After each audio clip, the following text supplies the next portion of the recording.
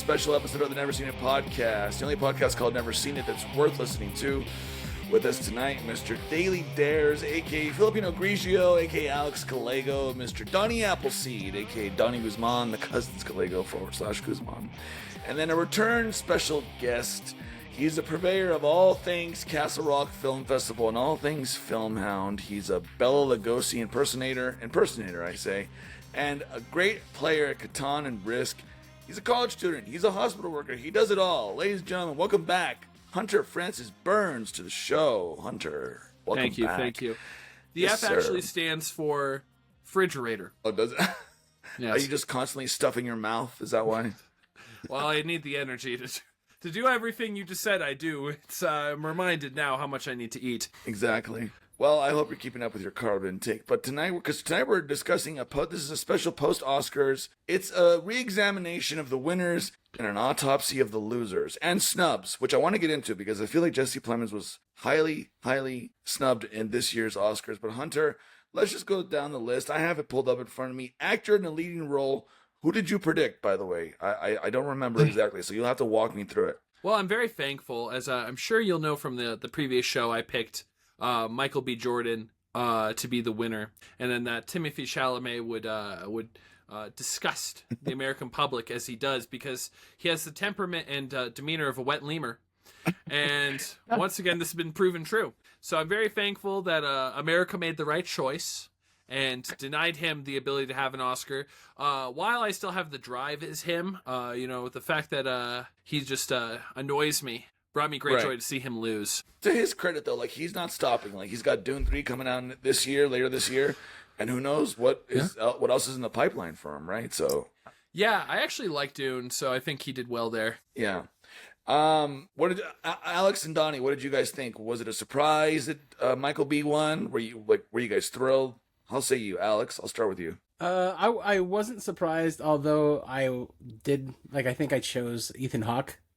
That's right. I chose Ethan Hawke simply because, my whole sort of conspiracy theory, which was proven incorrect.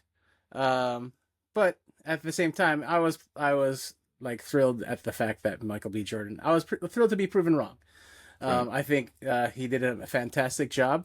I think, again, people like to point out the fact that he had to play two different characters, and let's be honest, that while that is difficult to do, especially with having do two, I don't know, filmings. I don't know how it works, to be honest, but basically, yeah. It goes beyond that. Donald pointed out early on that he actually had to do different facial features, whereas one had dimples and one didn't, and the different walks and things like that. So it did delve more into his skill set, what he's able to achieve with his talents. And I think that while Ethan Hawke is a very talented actor and is very well deserving of an Oscar somewhere down the road, I think this year he did get a lot of different Lifetime Achievement Awards and things like that at different festivals, different award shows. But I just don't think now that I think of it, just wasn't his year. Yeah. Plus, Michael B is just so goddamn charming, and you got twice the charm in one movie. Well, I mean, you can't deny that. Ethan Hawke did say that really awesome thing that's kind of making the rounds on social media. Is what's your advice about unrequited love? It's the person who loves always wins. Right. And I think that's such a beautiful thing. Even although he didn't win the Oscar, he won the hearts of a lot of people when it comes to advice for unrequited love. Ethan Hawke's great. I like Ethan Hawke. I feel like he's semi underrated. I feel like we're also kind of going through a semi Ethan Hawke renaissance, maybe, sort of. We'll see. I should watch that movie he was in. I haven't watched it, to be fair, but it sounds like a good movie. Donnie, what was your thoughts on Michael B winning? Who were you rooting for, by the way? I think it was Michael B, right? Okay. Yeah, it was Michael B. I mean, I think they made the right choice, short and simple. I mean, we talked a lot about it more in depth, during the first episode of I'm talking about the Oscars, pre-Oscar awards. So yeah, I think it was the right choice, and he deserved it. He did a really amazing job. Yeah. Okay, so best supporting actor, Sean Penn won. He didn't even fucking bother to show up. I was rooting for my boy, what's his name? Delroy Lindo. What's his name? I say that. Delroy Lindo, I was really rooting for him and Benicio, but it ended up being Sean Penn. Hunter, what's your take on Sean Penn? First of all, why wasn't he there? Do we know why he wasn't there? Does he not give a fuck? What was it? Well, and there's always the question if Sean Penn gives a fuck.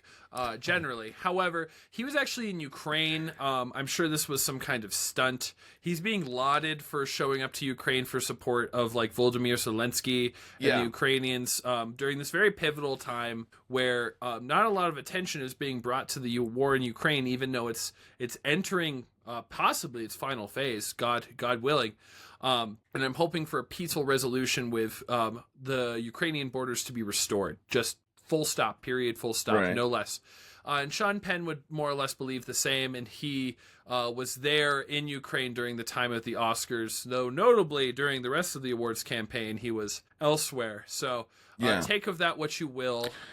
He's been in the business for so long, though. I feel like at this point he's just kind of over it, too. Like, he's actually just doing what he cares about, which is not necessarily winning an award, right? Even if it's the most prestigious one in the industry. I don't know. I would suggest if the awards, maybe the cocktail menu is better at the BAFTAs, which he showed up to.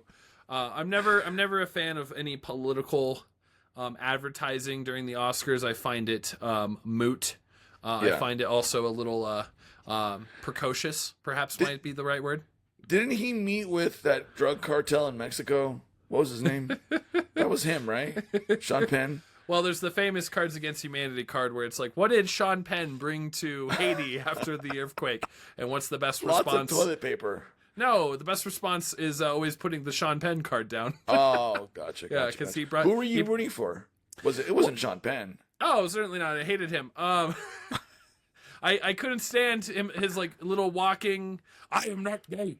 If that's what you were implying, he's very like harassingly menacing, and I suppose that was right for the role, for like this horrible like neocon that like ends the way he does. But I would have suggested Delroy Lindo would have been perfect. He's been an actor that is underspoken about at any given moment during his career, even though some of the roles he's taken on are just in pivotal moments of like a lot of black cinema and just cinema history. Stellan Skarsgård also would have been a lovely choice because of what he did during Sentimental Value, considering that he had a stroke and no longer can learn lines. What? So, yeah, that's true. He had a terrible stroke, can't learn lines anymore. Everything that he's saying on screen is being read to him in his ear, and he has to interpret it live. So that's one way to act. I would say that's a tough beat.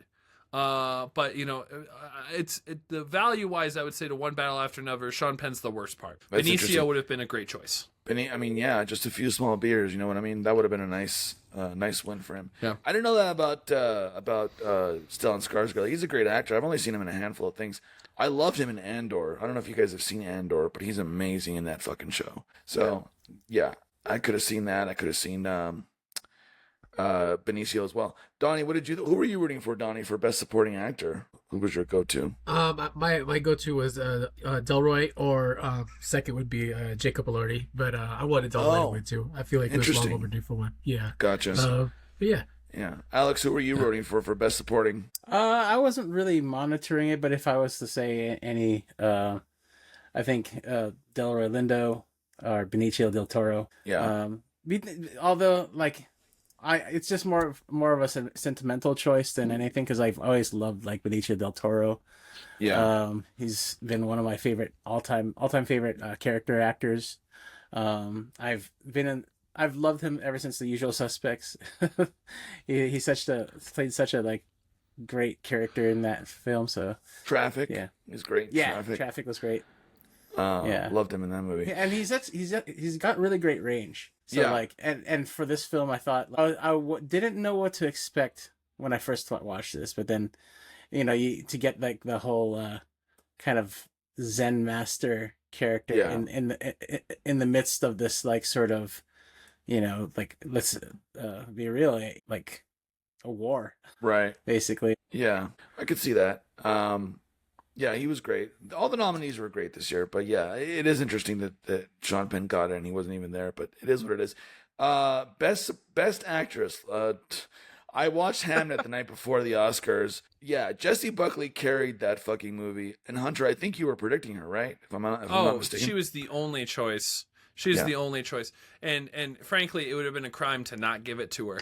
That's all I could say. I mean, I don't know if you guys watched If I Had Legs, I'd Kick You. That was a great movie. I don't know that it was necessarily better than Jessie Buckley, but Rose Byrne killed it in that fucking movie.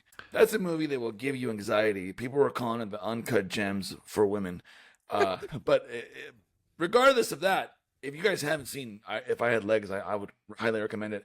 I don't know about Kate Hudson. I didn't see her Song Song Blue. I didn't see Sentimental Value.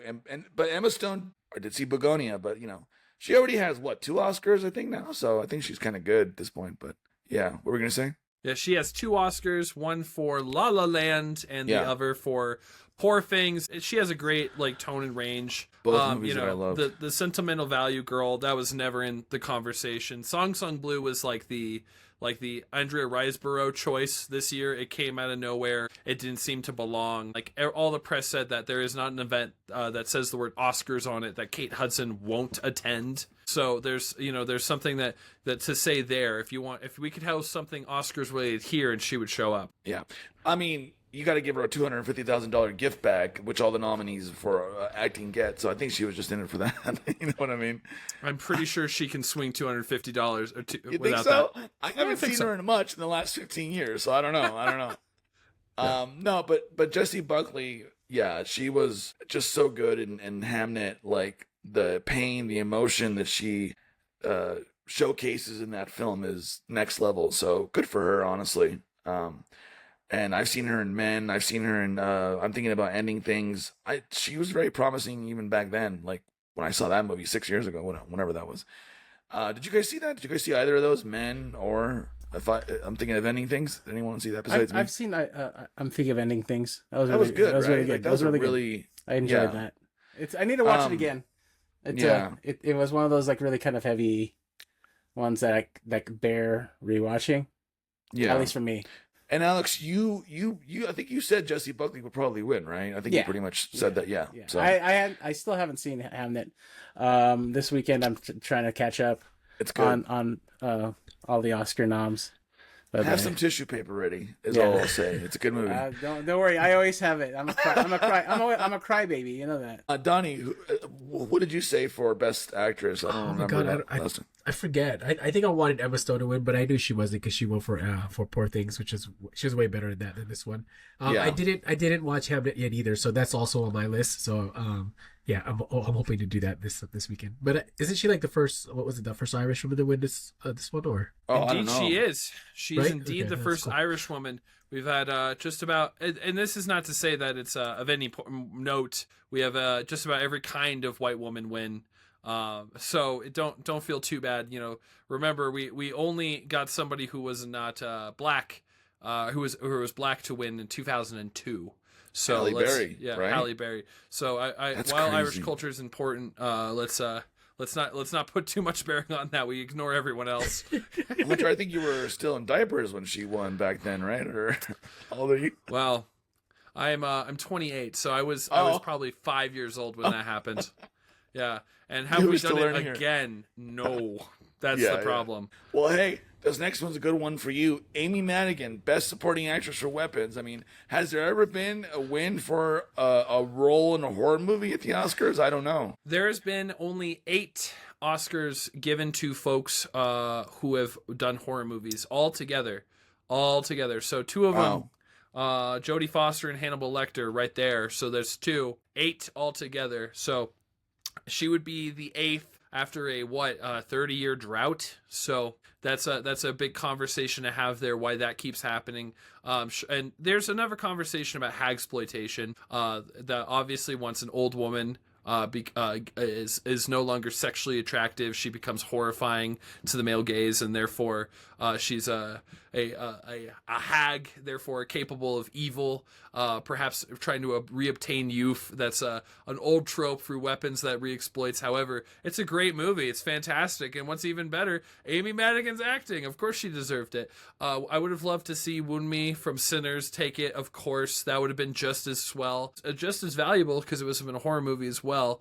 And she would have been probably the first African origin actress to obtain the Oscar. So that's just as valuable. The other nominees, you know, you look at them and it's just like a smattering Tiana of Taylor different was events. also nominated. Yeah, it's Tiana Taylor. I don't think she really is the heart or soul of that movie. She's like the chaotic first part. And then she disappears for a part of it. So why would you award someone that's only in the first act when you must carry a whole film to see their journey? That's an interesting point. But, you know, like Anthony Hopkins has, 8 minutes of screen time in Silence of the Lambs, and I think he has won? 17. He has 17. Okay, you get what I'm saying, though. And to be fair, he was throughout the film, not as like a lot, like not very big scenes, but they were all pivotal every time you saw his face. Yeah. So, Donnie, what did you think about Amy Madigan? I know we discussed weapons on this show. I don't remember if you were on that episode, right? I think. No, I wasn't on that episode, but Okay. she was Amy Madigan was my choice for this category. I haven't seen One Battle After Another, to be fair, but if it wasn't her, I was going to choose One Made from Sinners. You need to watch that. Yeah, my choice was definitely Amy. Gotcha. Okay, so let's skip ahead a little bit because Hunter, the big thing for you was like production design. Yeah. Actually, no, let's go to director. Well, no, let's come back to director. I want to talk about production design. The winner this year, what was it? I'm trying Frankenstein. to find Frankenstein. Frankenstein. What was your? I think you had said Hamnet, right, Hunter? I would have thought that would have gone to Hamnet. That was probably been more of an originalist choice. That's why I lost my Oscars poll this year. I lost it to two friends. I came in third place. So next year, don't invite me. Invite them. Obviously, I know nothing, and I shouldn't be even speaking. But well, you're on this show. Yeah. But in this case, I would have picked Hamnet. I thought that production design in Frankenstein was kind of like garish looking. It didn't have too much. Costume design is where it really shined, and I thought they deserved that one right away. So that's great. I'll give it. It's fine. It's fine. Better than to give it to Marty Supreme and let them have a consolation Oscar. Marty Supreme got zilch. Say it again. Say it again for the people in the rafters. Zilch for Marty Supreme. They got nothing. You get nothing. Good day, sir. No.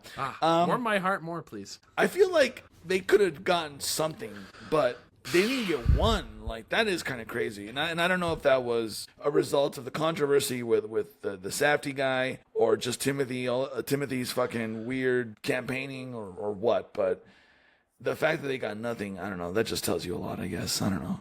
Well, I'll tell you, the rejection of the Oscars political scene is very healthy to me. I find that's a good sign for the Oscars.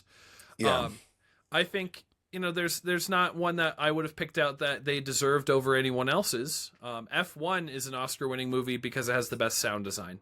That's an Oscar-winning movie to me, even if it's for dads. Marty Supreme, there's not a single moment in there that I would have suggested that deserves something over anyone else. Yeah, I get that. Alex, what did you think about that? Were you surprised at all that Frankenstein won, or what did you think? I mean, I did. I think I did choose Hamnet, but I wasn't mad at the choice for Frankenstein. Actually, I was kind of more relieved than anything because it seems like I enjoyed the production design more on. Well, I haven't seen Hamnet again, but from what I could tell, I think that it's deserved. I mean, the scale of Hamnet is not that big. Like, honestly, like it's got very minimal locations. The Globe Theater doesn't come in until the very last 30 minutes of the movie. Yeah, Frankenstein's but that's it. pretty epic. It's like the set design, the sets in general are very epic. The ship, which that big Donnie, ship. you talked about, right? Yeah. They built the whole fucking ship.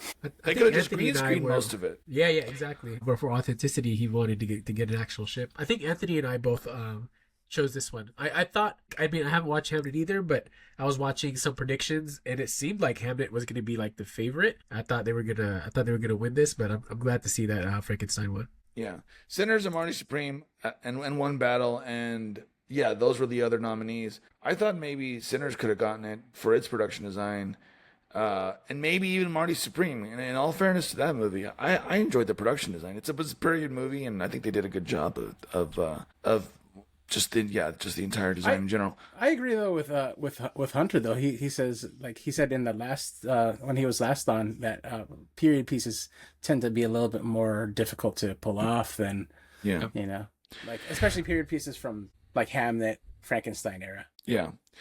Let's move on to cinematography. Hunter, you called it. You said that this would have been the first African American woman to win Best DP for an Oscar. I mean, yeah, you were right. Autumn, African American and Filipino.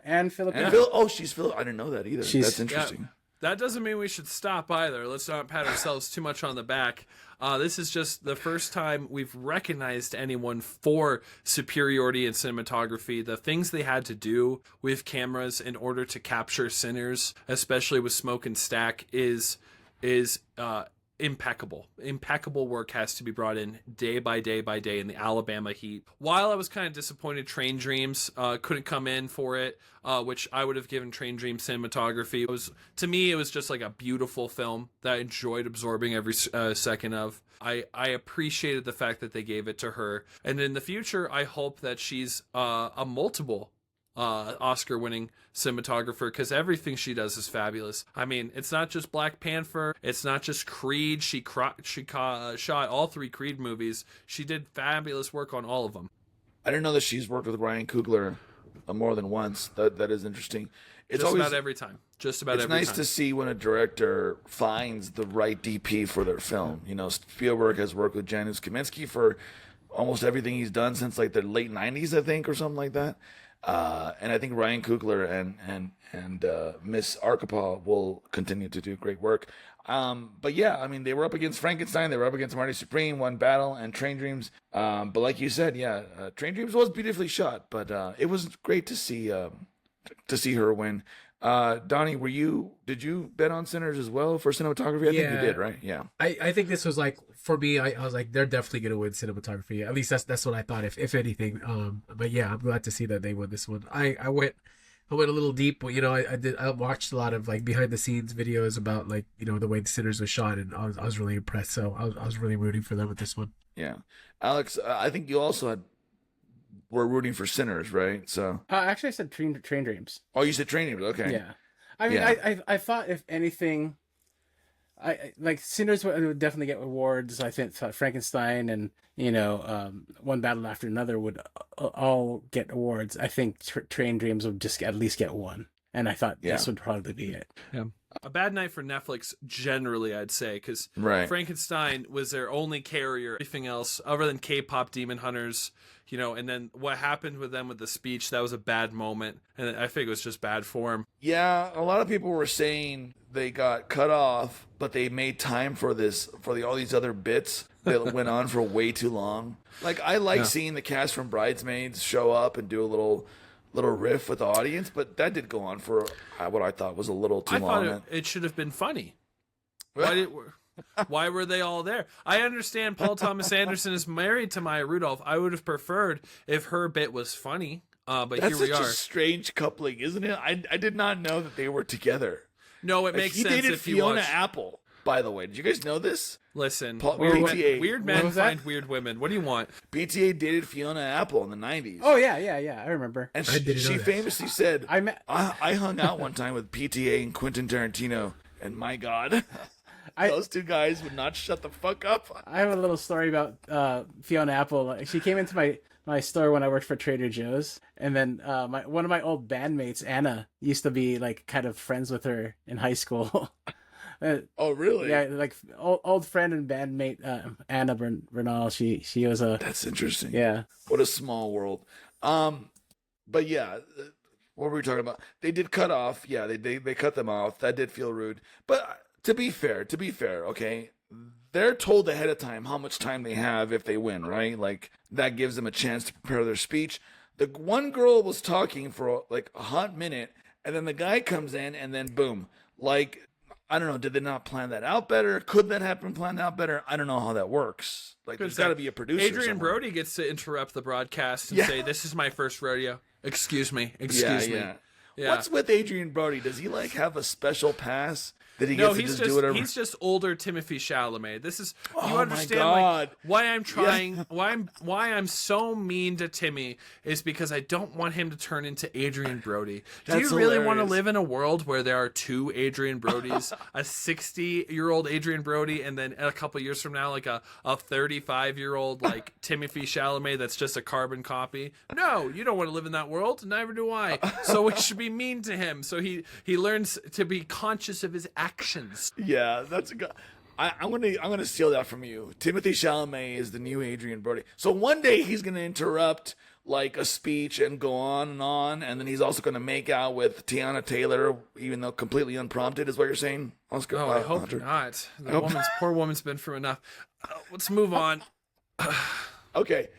Costume design went to Frankenstein. I can't remember who you said, Hunter. Was it Hamlet or was it something else? Frankenstein, and You it did should say have been. Frankenstein. Yeah. Okay. And again, it's just one thing that was notable about last time we spoke is that you didn't realize Mia Goth was both the mom and the girlfriend, right? And it makes sense once you see the costuming and how well it perfected it. Makeup and hairstyling also.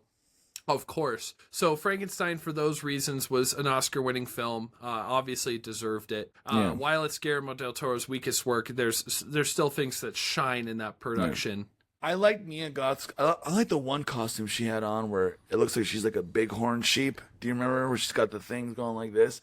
I thought that was great. Like I don't know why I really fucked with that costume. That was just like. Perfect. Donnie, who were you? I think you said Frankenstein for costume design as well, right? Yeah, I definitely thought they were gonna win that for costume design and for hair and makeup. So because Hamlet was probably the runner up because I don't know. I guess Avatar, Fire and Ash, but that's all digital. Like they didn't have to make physical. Boo! Who cares about that? Yeah, I'm sorry. Like no offense. Like I love James Cameron, but like.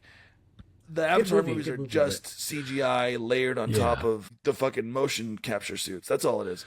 Alex, did you say Sinners or am I mistaken for costume design? I think I said Frankenstein. Frankenstein, okay. Which we talked about on the show, and we all enjoy it. So no surprise there. Let's move on to director because I was really rooting for my boy Ryan Coogler. I call him my boy because I know him. But it ended up being Paul Thomas Anderson, which was not a bad thing. Hunter, who did you say for directing? I can't remember. It should have been Chloe Zhao or Ryan Coogler. It should have been. There's plenty of... Why give PTA 3 Oscars in one night? Adapted screenplay. I'm sorry. I'm reading Thomas Pynchon's Vineland right now, which One Battle After Another is based off of. I can't make rhyme or reason as to how he adapted that into this. It's almost an original work. Because the real story for One Battle doesn't start until about where I'm at about 30% in. That's the One Battle After Another story, essentially. It's a little top heavy. It's a bit top heavy. And then moving, they could have given that to Train Dreams. Best director could have been Ryan Coogler so simply. It would have been the very first time it would have been a black director ever. Yeah. Ever. I would have loved to have seen him win. Kidding? Really? Yeah. We can't just go there. It has to be PTA for director, adapted screenplay, and best picture. Imagine the night ends and Paul Thomas Anderson finally gets his Oscar, and that's what makes his speech so much more impactful. I'm kind of getting sick of these productions where it's like the Oscars is just one guy holding all these goddamn awards. Like Sean Baker had 4 of them last year, and he was just holding them all at once, and it's just like, hey man, the director of Parasite was the same way on his night. Remember that? He had like 5 Oscars that night or whatever it was. But he made his specific 2 Kiss, and that was cute. Alex, who were you rooting for director? Was it Ryan Coogler? I think what I was was hoping would happen was the other conspiracy theory would be was the opposite. The one that wins Best Picture doesn't win the Best Director, because I was thinking either Ryan Coogler or Chloe Zhao. However, I was proven wrong once again, which is fine. But at the same time, I wish it would have been either Chloe Zhao or Ryan Coogler. Yeah. And Donnie, what did you think about that? Yeah, I was really rooting for Coogler on this one. I thought he was gonna win. I thought so too. Yeah, I thought he got snubbed. I thought so too. Yeah.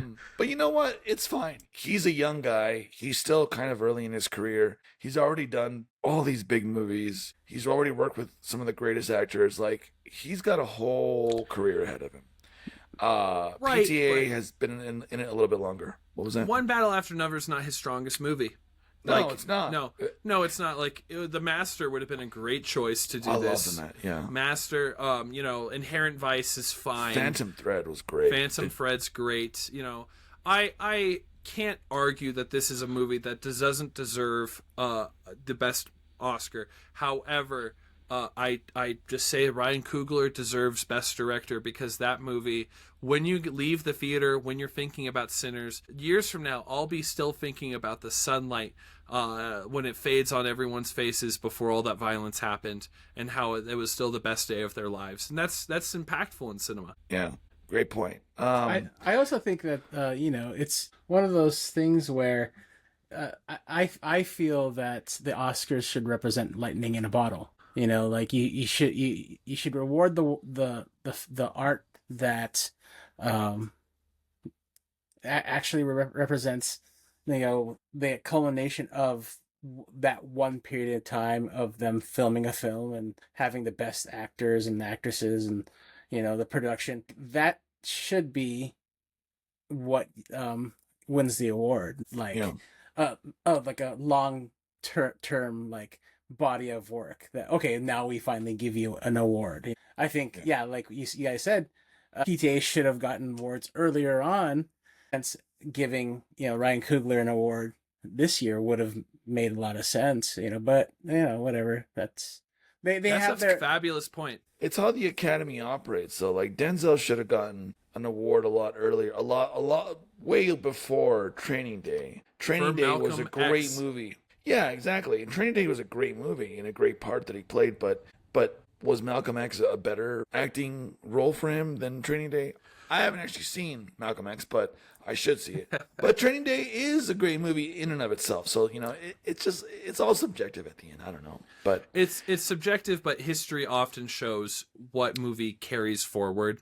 Yeah. And it's like if La La Land had really won that night, would we have still remembered Moonlight? I asked that question because it's that period where if I still think Do the Right Thing is the movie that should have won Best Picture, Best Director, Best Actor, Best Original Screenplay, just the whole list. And I can think of several films that seldomly is the Oscars right is the lesson we should always take. Like the last one I think would be a perfect Oscars would be the one where Silence of the Lambs won everything.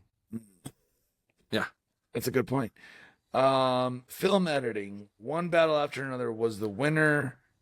What did you say, Hunter, about as far as editing goes? Like, how do you judge what an editing winner should look like? Well, it should give you a sense that at the end of the movie, like, you have watched a cohesive like strip. Like, everything should just be seamless, right? It should have no edits that are bad. Every scene should be good, and 3 scenes that are great is the old maxim, right? I never heard that. Yeah, well, that's what you should take into your next film. All the scenes should be good and not bad, and then 3 should be great. But in this case, like, I liked One Battle After Another. It probably had the best ending sequence out of any film that we watched. I would have probably I can't remember who I gave it to, because that was the first thing we talked about last podcast, and that was good old months ago. Yeah. Well, you're an editor. You're a good editor, by the way. So, like, this has to mean something to you. Do you think One Battle deserved it more than everybody else? Well, let's look up the nominees, and you can edit this out later. It was One Battle. It was F1. It was Marty Supreme, Sentimental Value, and Sinners. Oh yeah, I guess the only 2 in that category I would have actually cared, because I remember shitting on F1 for so long in the last podcast. There we go. I would have either had One Battle or Sinners. Yeah, that seems like it would make sense. I will say editing is 51% emotion, right? So Sinners is an emotion-heavy film. It worked for that reason. It does have like those kind of choppy-ish editing sequences for the action. One Battle probably was seamless, and everything kind of kept your attention. Marty Supreme So no, I wouldn't have given it to Marty Supreme. As a former television editor, I would say my philosophy is if I don't notice the edits, it's good. Because I will watch something, whether it be a movie, a show, a commercial, whatever it is. If I notice that there's a weird edit, that's not a good sign. But then again, I have the eye for that. I don't know that audiences that necessarily have the eye for that. Alex, how say you when it comes to editing? I have zero. I mean, so I know how to edit. I've edited on old school VHS docs back in when I was going to community college. And there's a lot of similarities to music editing and film editing in the way it's like tracks and layers and like sort of fading in and fading out. A lot of that sort of stuff is kind of mutual, but at the same time, for me, like Hunter said, if it kept me, if I thought it was good, that's the most important thing. And as far as the three great scenes, I've never really thought about that, but that's a good way to approach it. I think that's what I'll probably take with me when I start to watch films moving forward. As far as when I consider the editing thing, I will say, however, I do notice bad editing, Right. Like as far as or even just sloppy. It does either whether or not it's bad is kind of subjective, but if something feels sloppy, that's kind of you can't really say that it isn't.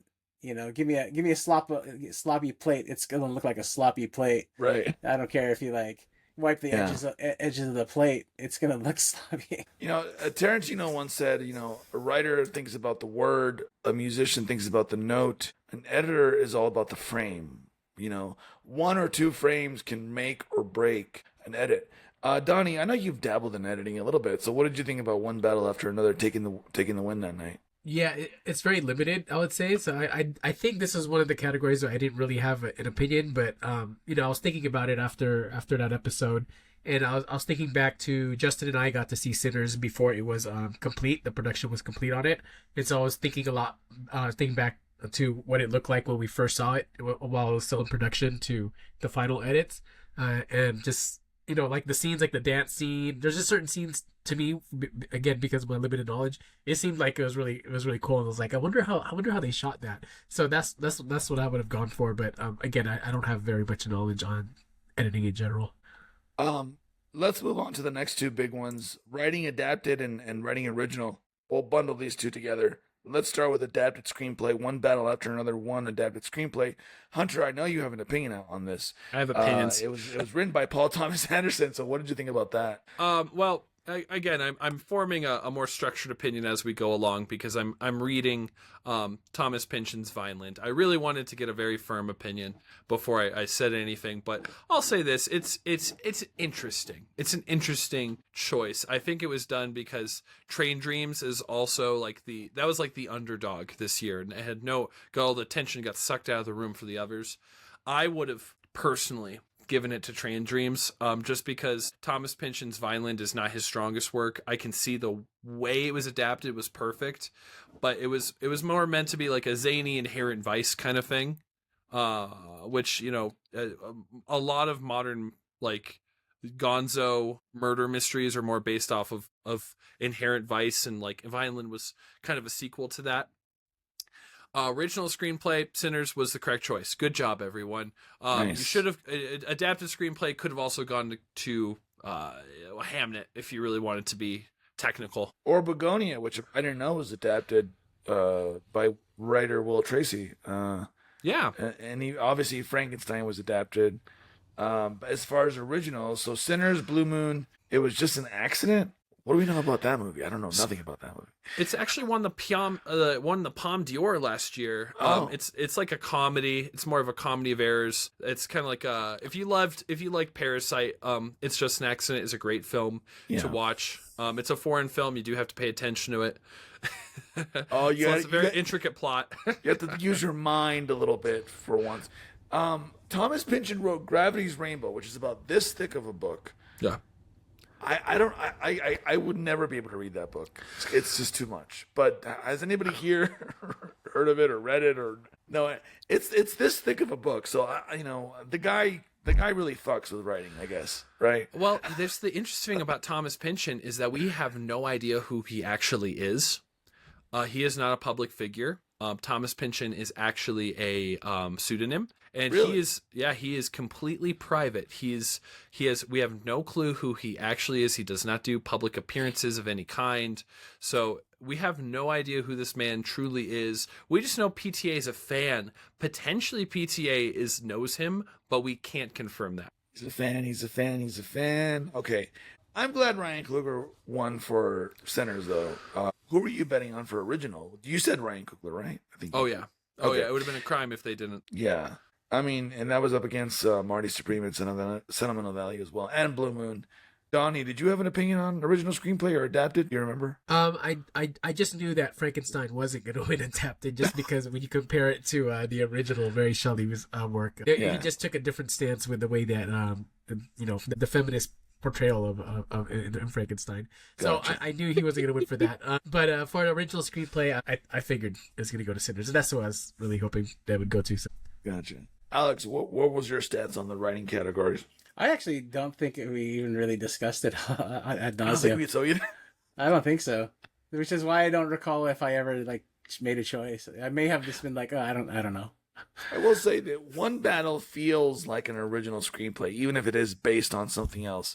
I was just rewatching a little bit of it earlier before we started, and there's something about that movie there's something about all of PTA's movies that feels like this just came out of his mind.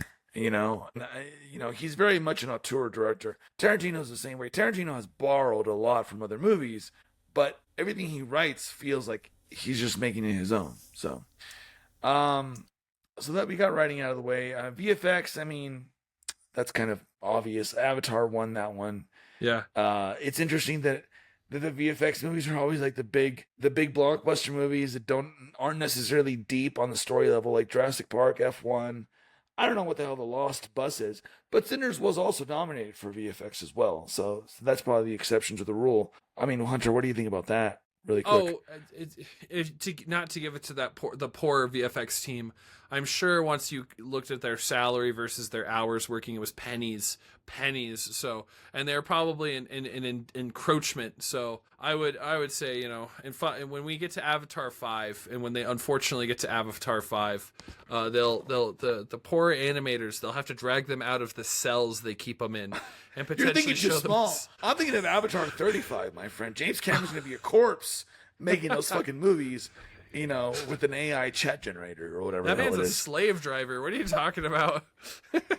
He's the owner of that plantation, sir. All those poor animators are stuck in a basement somewhere. Let them out. Let those people be free. Yeah, I agree. F1 won sound. I guess that's not surprising. No. Music went to Golden for Best Original Song. For K-Pop Demon Hunters, which we watched that night as well. You were there. Yeah, I was. At our buddy Matt's house. I don't know. I guess that's fine. I mean, Miles Caton for I Lied to You would have been a nice choice, but just as if you go anywhere right now, if you go to any popular event, how many times is Golden going to be played? Right.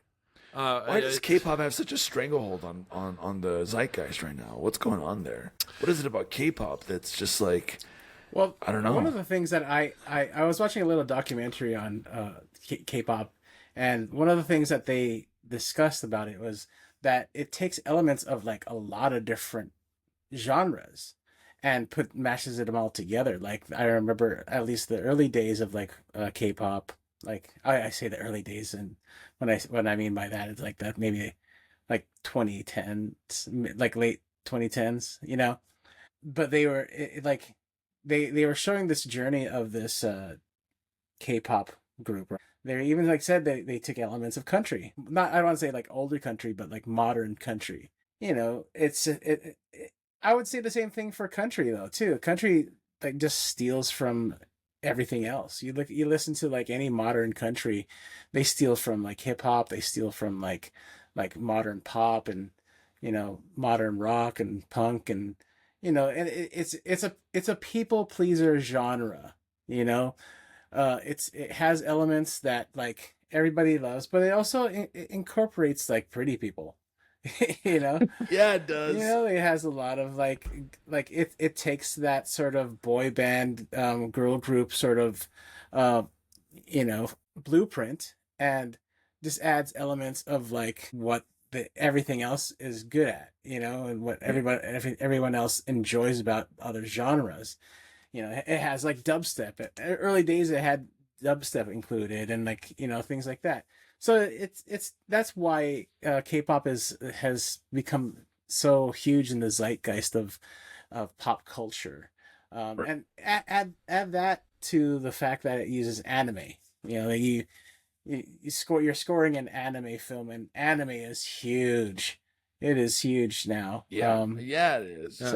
So I mean, and you said it right. Yeah. Go ahead, We watched Adrian. K-pop Demon Hunters that night of the Oscars. I thought it was like Into the Spider-Verse meets Pixar, but dumb. Like, it's dumb. It's fun, but it's dumb. Like, let's be honest. Like, it's not deep, really, story-wise. Like, it's very much surface level. Are you saying that racism against demons is okay? Actually, maybe, yeah. But it doesn't have that same emotional core that you would find in like any given Pixar movie, whether it's Soul, whether it's for children. It's Adrian. for children, right. Pixar movies suck now because they're for adults. Why haven't no one figured that out yet? Capitalism no one wants to watch them. everything. Capitalism has ruined Pixar too, I think. Well, actually, blame it on the Disney adults. You know? That's That's who I'm blaming it on. careful what you say, because they are very rabid. I know they are, and I get it. Like, but I'm not saying that to be disparaging, because How like, many badges do you have, Alex? but you know what I mean? It's like Disney knows their audience now, and it's not children who are going to like buy all this merch. It's adults. And it's adults buying this stuff. It's adults buying the merch for their kids, even though their kids aren't like may not even be into it. But a lot of these adults are like, "Hey, let's go watch this together," when it's mainly for them, you know. Yeah, that's the problem with Disney right now, and that's the problem that K-pop Demon Hunters addresses so perfectly. It's a genre that is meant for children. Primarily, and that marketed towards children and teenagers, and the reason they liked it is because it had themes they identified with. Primarily, you know, like the very like, if my friends learn this horrible secret about me, will they still like me? If you boil down the plot of K-pop Demon Hunters, it's that. Also, like you said, no uggos and sing pretty. Is K-pop the new My Little Pony, Hunter? No, I don't want to discuss that. But there's no uggos in K-pop, and everyone sings pretty, and that's a genre. That's a winning format. Yeah. You know, everyone just has to be good at their job and look good doing it, and also they have to say something relatable that, you know, other people can identify with, and you too can sell out theaters for a sing-along version for one weekend only. Yeah, that's a good point. Okay, let's move on to the big one of the night. Best Picture winner was one battle after another. It was up against Begonia, F1, Frankenstein, Hamnet, Marty Supreme, The Secret Agent, Sentimental Value, Sinners, and Train Dreams. Hunter, who were you betting for Best Picture? I feel like you said Hamnet? No, Sinners? I would have been happy with 4 choices. Had it been Train Dreams, Sinners, Hamnet, or One Battle After Another. Those were the top 4. Okay. And there was some strange ones in there for me to begin with. Like, I wasn't very happy that Marty Supreme got a Best Picture. F1, that was strange to me. Sentimental Value seemed unearned. We need to stop giving the Best International Picture a best Oscar nom. It should go to something that people relate to better. I'm sorry to say it, Sentimental Value did not have the impact that it should have had to actually, you know, like be an Oscar nom for Best Picture. You can win Best International all you want. Yeah. Well, let me ask you this really quick. What do you think about the controversy surrounding One Battle, and insofar as how a white director portrays black women's bodies? Like, there was a whole thing about that, and how they thought it was kind of like problematic, the way they portrayed Tiana Taylor. I don't know. I didn't really get that from watching that movie, but that's kind of like the thing that's going around for that movie. I would say that's it's this is going to be an Oscars that's going to be defined by one conversation: how we portray people who are minorities. And there's the minorities who told their own story. There's the sinners that they were able to tell their own story, and that's going to be forever the conflict between one battle after another, which they're portrayed as the heroes. Like, they're complicated characters that have actual like conflict in their lives, and that's not just like based solely by race. It's based on the actions that they do performing in the movie. Race is just a part of a larger background in one battle after another for like the kind of like hyper Reaganomics that's being portrayed. So that's one of the big questions that we're going to be asking ourselves, because it's led by this kind of like, these by Leonardo DiCaprio in this kind of a lesser role versus like Chase Infinity, who is able to stand very well on her own. Sinners, I think, should have been the choice, and I think we'll be saying that 5 years from now. We'll saying, really, that was not the best picture that year. That was the one that didn't capture people's hearts. Like our friend here said, it caught lightning in a bottle. Like, One Battle After Another is incredible. I love the movie. I'm not going to say anything bad about it, but I still think we'll say Sinners was the best movie. And that's the other thing I wanted to touch on as well, is that people are saying, there's this huge discourse of people like, well, Sinners wasn't even that good. But it's like, bro, we're talking about it so much. There's a reason why we're talking about it so much. It could easily have been a forgotten movie, but it was up against all 9 other movies. Like, I think that says something about the quality of that movie and the quality of One Battle After Another, which also has its own controversies, not just for the racial aspect, but also for the fact that some people just thought it was like kind of mid. And it's like, okay, that's your opinion, bro. I don't know. Like, there's just a lot of discourse about it right now. It's weird, you know? Well, One Battle After Another lost money. And I think when you look at the box office receipts, people who came back to see it again and again were like LA film boys who went to see it at like all the iconic theaters, and they went to see it in one format, then another, and then like you didn't really see One Battle After Another until you saw it in VistaVision, which is like, those are all technical achievements. Sinners, everyone saw it. There's not a person on this planet who didn't see it, and if they didn't see it, they're kind of a loser. Donnie, what do you think about all that? Hey, I'm 100% with Hunter. I think Sinners by far should have won this one. It was such a good movie. It was definitely my choice. Alex, how say you? I'm still like in the camp of like, it could have been like either Sinners or One Battle After Another or Hamnet. I think, like, again, I haven't seen Hamnet. I think it's hard to like both. I love PTA. I think he's like a fabulous director.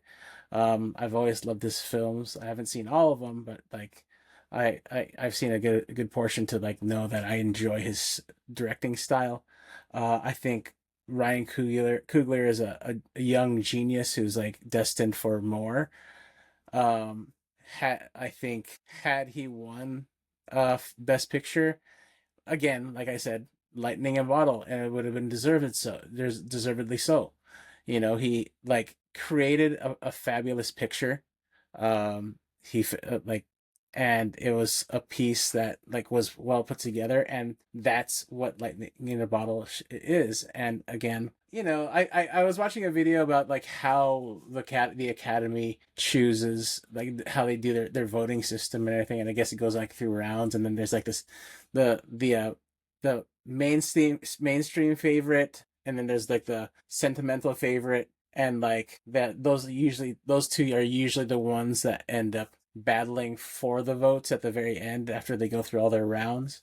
And those, like, I feel like, if anything,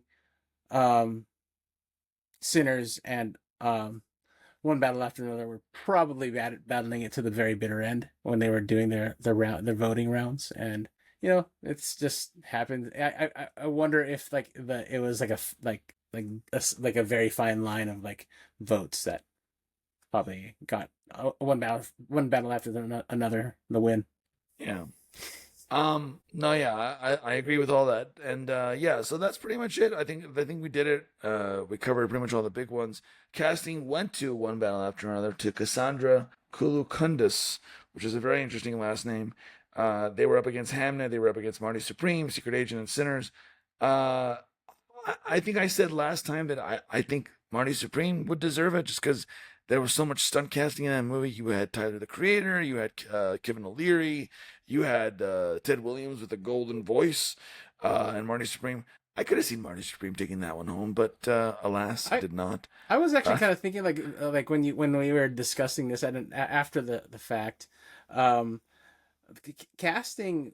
When I think about it, it's almost like, well, if you want to really get into it, why don't we consider it like as far as an ensemble as a whole? I mean, the direction. Right. How does that ensemble work together? And did the casting director do a good job of casting it? And so like you look at all the characters, and while the stunt casting was like cool and all, did those characters really really truly work as like an ensemble? If you just kind of like if say take for instance, you take characters that never interacted with each other and they have them interact in your own imagination, would that have worked? And I'm thinking like no, I don't think some of those characters would have worked. You look at something like One Battle After Another or Sinners. You take characters that never interacted with each other. I think they would have worked. So I don't know. That's just my opinion on how I see how that sort of category should be worked. As far as like a voting system or how you should choose a winner. I think the Oscars also do ranked choice voting from what I've heard, which is interesting because Hunter, you were making parallels last time to a senatorial race during the award season, right? So that's interesting. Any final thoughts on casting before we wrap it up? It should have been Sinners, and that's all that we will ever say. And it's strange that casting is going to be the new like insight later into the night who's going to win Best Picture. Yeah. Donnie, any final thoughts on that? No, just Sinners as well for me too. I thought they were going to win. Gotcha. And really quick, what do we think about the second hosting for Conan O'Brien? This is the second time he does it. Did we enjoy that? Did we like that at all, Hunter? Funniest post Oscars little bit where they do the host for life thing and they did One Battle After Another. I really enjoyed that.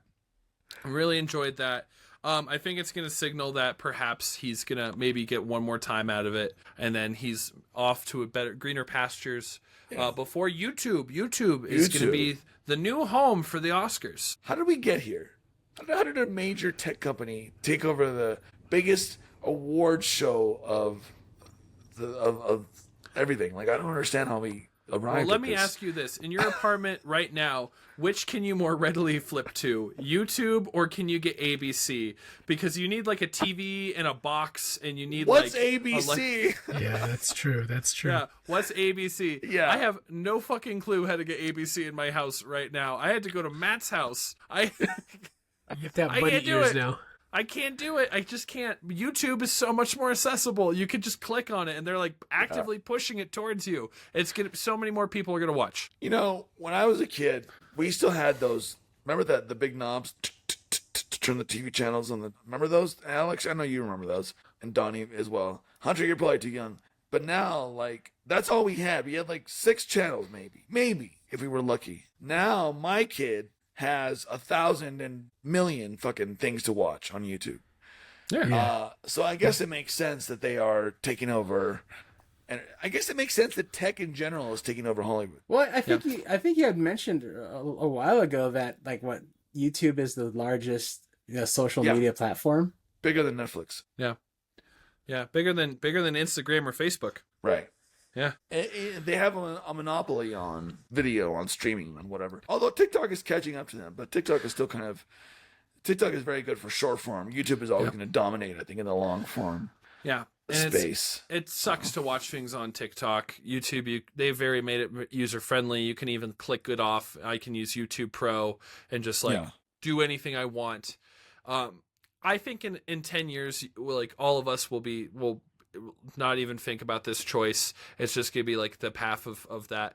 What you should be more concerned about is that the larger the company, the more control they have over your life, and it'll no longer be a question if you give money to them. It'll be more of a question if how you won't be able to give money to them. And YouTube is probably aiming towards that, even though it's quieter than everyone else.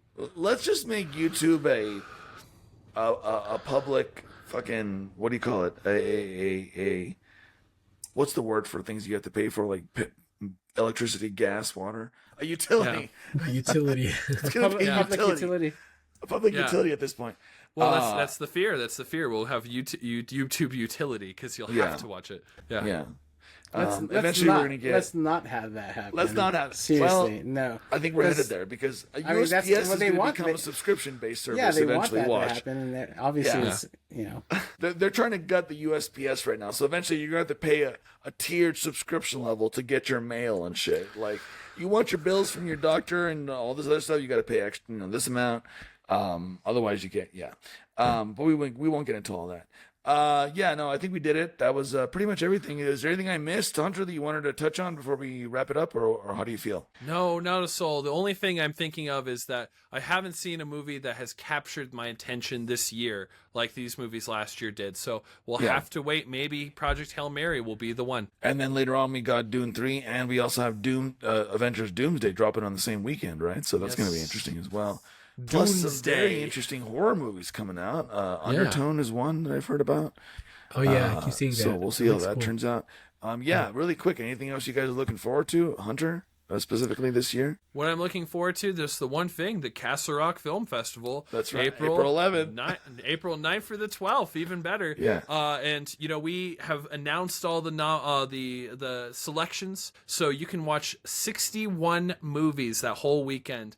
Passes are available now. We're showing the very first adaptation ever of The First Man by Eugene O'Neill. A production company out of London created that independently, and it's the very first adaptation of one of his best plays from the guy who made The Iceman Cometh and Long Day's Journey into Night. You can see that. It's our closing night film. You can also see great films like Quiet After Supper by Francis Trejeda and, Kane Came Home, and you can see very popular short films that always sell out, like Rock the World and the Comedy and Drama Hour, and of course my favorite, The Midnight Club, which is all the horror movies. Come see some horror movies with me. We'll have a lot of fun, I promise you. Nice, I like that. Documentaries, by the way, that's my baby. I'll say some good stuff coming out this year. Yeah, right, Hunter. So we'll see that, and some surprises from the documentary crews. So perhaps. Perhaps get your hearts ready. Yes, sir. And where can people find you, Hunter? You can find me at the Castle Rock Film Festival and my own personal Instagram, Hunter F. Burns. That's on Instagram. You can find me on YouTube and TikTok and wherever a cause is to be that others would not. As St. Peter asks, where are your scars? There, boys. There I will be. Thank you for that. Alex, any final thoughts? Where can people find you? You can find me at Daily Dares on all the socials. I will be, as some of you may already know, that I formerly used to run a promotion, a music promoter thingy in the desert, but I've just kind of recently just converted all my socials into like me filming shows that I go to and everything. And so on Monday I will be going to see this band called the Girl Gang, and they are from Indonesia. They're cool. Like a indie punk band that I'm very excited to see. I just discovered them recently, and I'm gonna try to film some video and post it onto my Ghost channel YouTube and my Ghost channel Instagram, and hopefully I'll be up front and center to be able to film this and get you guys some cool videos of like some of the full songs from their sets and their opening acts and everything. And I'm really excited because I love like foreign bands when they come to tour in the US. It's kind of like a unique experience, and it's like you never know if they'll ever come back. I've been able to experience some really cool international acts that come across my path. Serratos Cuecas, and they're from Brazil, and then another band from I can't recall their name. It was so long ago, but they were just like the most Deracine. They're obviously probably no longer together, but they were from Japan, and they were just incredible. I still have the DVD that they gave me of like some of their performances and some of their experimental music videos that they put together. But yeah, I encourage people to go see international music acts that when they come to their town, especially like when you can go see them at smaller music venues like the Soda Bar here in San Diego. So I'll like if you guys can make it out. I don't know if this is going to be air in time. Go see one of their shows if they're coming into your town. Girl Gang, GRRRL Gang. I think that's the name. Always support local and small artists. Always support local and small film festivals. Obviously, that's important as well. Donnie, and thank you for that, Alex. Donnie, where can people find you? Yeah, social media _ Donnie Appleseed. Also, if you want to check out my photography, it's 125 Photography. Also on Instagram. I really wanted to come out to the film festival this year. I forgot I have a conflicting camp trip with my son, so I totally forgot about that. But I'm gonna do that this year. But next year, I will definitely be there to support. So nice. Well, I'm looking forward to meeting you, Donnie. So I'll hoping that next year we can make that happen. Don't worry, film brings people together no matter what. So we're gonna make sure that happens. I will definitely be there next year for sure. Awesome. All right, guys. Well, yeah, you can find me at Boots Too Big and Books Too Big on TikTok. But I run the Never Seen It podcast. All the socials on there. We're on Instagram. We're on TikTok. We're on YouTube. We're on Blue Sky. NeverSeenPodcast.com. Email us at podcast.neverseenit@gmail.com. We'd love to hear from you. Support the show. Leave us a like. Leave us a review. Leave us a comment. It's a love. We'll always read them on the show. You know that. We're on Apple, Spotify, and YouTube. Apple's now adding videos. You'll be able to see our beautiful faces on there. And of course, big thanks to Mr. Kyle Maps, the Burn Cycle, for our intro and outro music. You can follow Kyle on Instagram at selfies_food_and_pets. And yeah, that's pretty much it for us. By the way, guys, a quick shout out. That Denver girl, Miss Amber White, was not able to join us tonight, so let's all shame her really quick for not being able to be here with us. Hunter, what do you want to say, Amber? Shame. She always misses my shows. She misses my shows. Yeah, she was not able to be on tonight, unfortunately. Next time we'll get her on for sure. All right, guys. Any final words from the gentleman? No, nothing. I just want to give my full-throated support to Taylor Frankie.